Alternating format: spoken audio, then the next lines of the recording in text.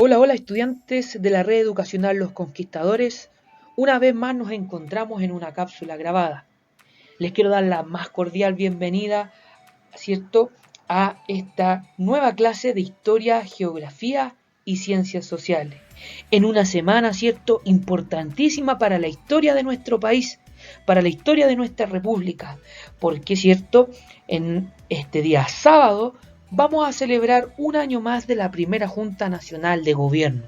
Espero que todas y todos ustedes puedan disfrutar a cabalidad estas fiestas, ¿cierto?, junto a sus familias y manteniendo, ¿cierto?, el cuidado necesario por la pandemia del COVID-19. A no olvidar eso. El día de hoy,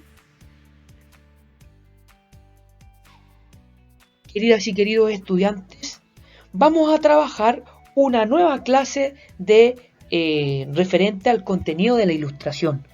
Por eso, desde este momento en adelante, a todas y todos ustedes los invito, ¿cierto?, a que comiencen a sentarse para que abran su cuaderno y anotemos el objetivo del día de hoy.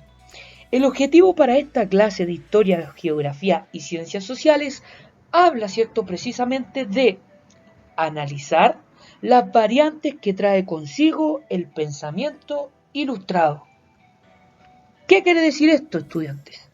Que lo que vamos a hacer hoy día es, a partir de lo que hemos visto de la ilustración, de los diferentes postulados y de los diferentes filósofos, cómo esta verdad trae variantes de distintas, ¿cierto? Trae variantes distintas de cómo podemos entender la política, qué es lo que se buscaba en estricto rigor hacer con la política europea que estaba, ¿cierto?, mandando en este momento en ese continente. Por lo mismo, para poder llegar precisamente a conocer estas nuevas variantes, tenemos que necesariamente recordar lo visto, ¿cierto?, en las últimas cápsulas. Precisamente en la de la semana pasada. Ahí abordamos que la ilustración, ¿cierto?, su sustento teórico se basó en tres grandes filósofos. Rousseau, ¿cierto?, Montesquieu y Voltaire. Cada uno de ellos hablaba, ¿cierto?, y postuló, por ejemplo, la libertad del ser humano, ¿ya? Que todas y todos deberíamos ser libres e iguales ante la ley. Que la ley, ¿cierto?, debe ser la autoría y la ley máxima de tanto los gobernantes como la ciudadanía. Y que además debiera existir un libre pensamiento, ¿cierto?, de que la Iglesia Católica, que había gobernado por varios siglos, debía ya dar paso, ¿cierto?, al libre pensamiento religioso, a que todas y todos podamos tener nuestra libertad, ¿verdad? Y que al mismo tiempo podamos educarnos para que la humanidad progresara, para que la humanidad avanzara. Eso es lo que hemos visto tanto en la primera clase, ¿cierto?, cuando hablábamos de qué era la ilustración, y también lo que se vio en la clase pasada con los diferentes postulados y el sustento teórico que le dieron estos tres principales filósofos de la época. Por lo tanto, el día de hoy, para comenzar a ver qué ocurrió, ¿cierto?, con las diferentes variantes en el ámbito político que trajo consigo la ilustración, tenemos que mencionar, ¿cierto?, que los ilustrados generaron un rechazo al antiguo régimen. Por eso acá en esta diapositiva podemos ver, ¿cierto?, que tiene como pregunta o como enunciado los ilustrados y su crítica al antiguo régimen. Para poder comenzar a abordar el antiguo régimen, tenemos que remontarnos a clases anteriores, ¿cierto?, de la unidad pasada. En esa unidad hablábamos de, por ejemplo, cómo se estructuraba la sociedad en la época colonial en América, ¿cierto? Y ahí mencionábamos, ¿verdad?, el antiguo régimen señalado en una pirámide social, ¿cierto?, y estamental, en donde los grupos sociales españoles, ¿cierto?, criollos, mestizos, negros y mulatos, tenían roles. Cada uno de estos roles, ¿cierto?, no les permitía, por ejemplo, acceder a un ascenso social, que por ejemplo negros, mulatos o esclavos avanzaran, ¿cierto?, a los grupos sociales dominados por los mestizos, y así sucesivamente. Por lo tanto, el antiguo régimen, lo que iba a ser, ¿verdad?, entonces, se iba a caracterizar porque la sociedad estamental y el antiguo régimen fueron sistemas al cual se opusieron tajantemente los ilustrados, principalmente porque este sistema se basaba en tradiciones como la importancia que poseía una familia en la sociedad a partir de la herencia. En términos cierto simples, como ya se los mencioné, si usted nacía en el estamento, ¿cierto?, de negros, mulatos o esclavos, usted iba a nacer, iba a crecer, se iba a desarrollar e iba a morir, ¿cierto?, en ese estamento, porque era una sociedad rígida, jerarquizada y sin oportunidad, ¿cierto?, a un ascenso social. Por lo tanto, los ilustrados mencionaban que para colocar en práctica las ideas que ellos tenían, ¿cierto?, de la libertad, la separación de los poderes del Estado, la justicia, el libre pensamiento, necesariamente teníamos que eliminar el antiguo régimen. Para seguir avanzando en nuestra clase, ¿cierto?, de historia, geografía y ciencias sociales en relación a analizar, ¿cierto?, las diferentes variantes que en el ámbito político se consiguieron por la Ilustración, tenemos que mencionar que en una semana tan importante y de muchas celebraciones, no deben olvidar utilizar alcohol gel, su mascarilla, lavado de manos y el distanciamiento, ¿cierto?, social. Recuerda seguir, ¿cierto?, los siguientes pasos que te mencioné y con esto estarás ayudando a combatir el COVID-19.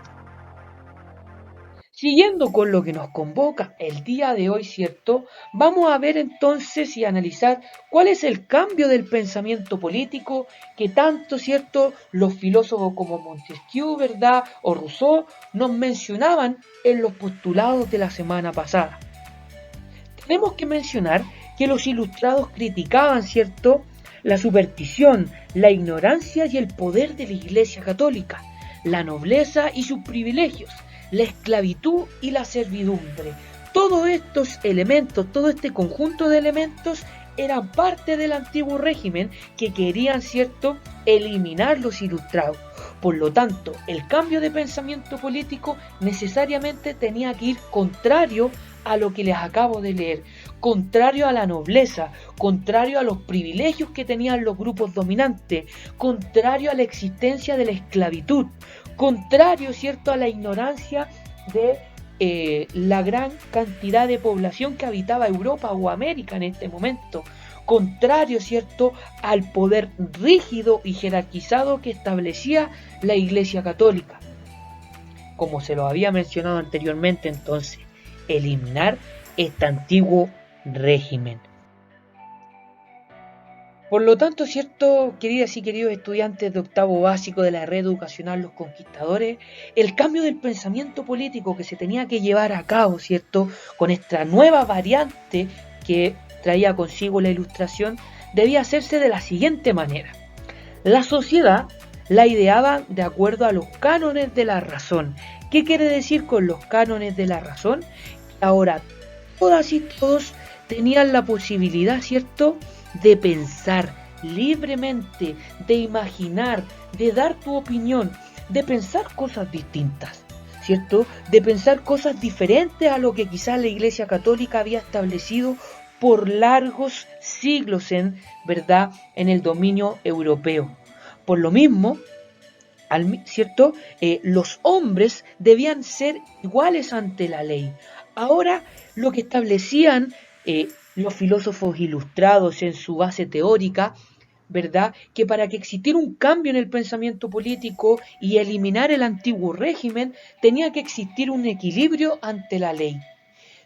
Que todas y todos tengamos los mismos derechos, ¿cierto?, tengamos los mismos deberes y que no exista una diferencia entre estamentos jerarquizados, ¿cierto?, que todas y todos, por lo tanto, tengamos igualdad ante la ley. Y según ellos, ¿cierto?, esto se podía lograr reformando los gobiernos. Para lograr este cambio de pensamiento político, de la idea de la igualdad de la justicia, de la igualdad de derechos y la posibilidad de pensar distinto, de abrir tu mente, se debían reforzar los gobiernos. Reformar. Pero, ¿cómo se reformaron los estados? ¿De qué manera se puede hacer esto? Primero, se establecieron 3 grandes ideales para reformar un Estado. El primero de ellos, la separación de los poderes. Necesariamente para quitarle o restarle poder, ¿cierto?, a el antiguo régimen se tenía que dividir los poderes, se tenía que segregar esto. Por lo tanto, ¿cierto?, Montesquieu escribió lo siguiente: en todo gobierno hay 3 clases de poderes. El poder legislativo, ¿ya?, que está comandado, ¿cierto?, por quienes escriben la ley. El poder ejecutivo, que hoy día lo podemos relacionar con la Casa de Moneda, ¿cierto?, o con el presidente actual, en este caso nuestro presidente Sebastián Piñera, y, ¿cierto?, el poder judicial. Cuando los poderes legislativo y ejecutivo se unen en la misma persona o en el mismo cuerpo de magistrados, no pueden haber libertades, pues el mismo monarca o el Senado podrían dictar leyes tiránicas. Es decir, lo que nos habla Montesquieu en relación a la separación de los poderes es que necesariamente en este nuevo Estado tiene que existir el poder legislativo, el poder judicial y el poder ejecutivo, porque de esta manera, si una sola persona concentra todo el poder y organización y al mismo tiempo la administración de la creación de leyes, provoca, ¿cierto?, que se puedan dictar leyes tiránicas. Por otro lado tenemos la soberanía popular, en donde precisamente el poder recae entre las ciudadanas y ciudadanos, ¿ya? Son ellos quienes tienen ahora el control y no un grupo minoritario de la población. Por lo tanto, es el pueblo quien toma las decisiones, ¿cierto?, en beneficio de la comunidad. Y finalmente, el libre pensamiento.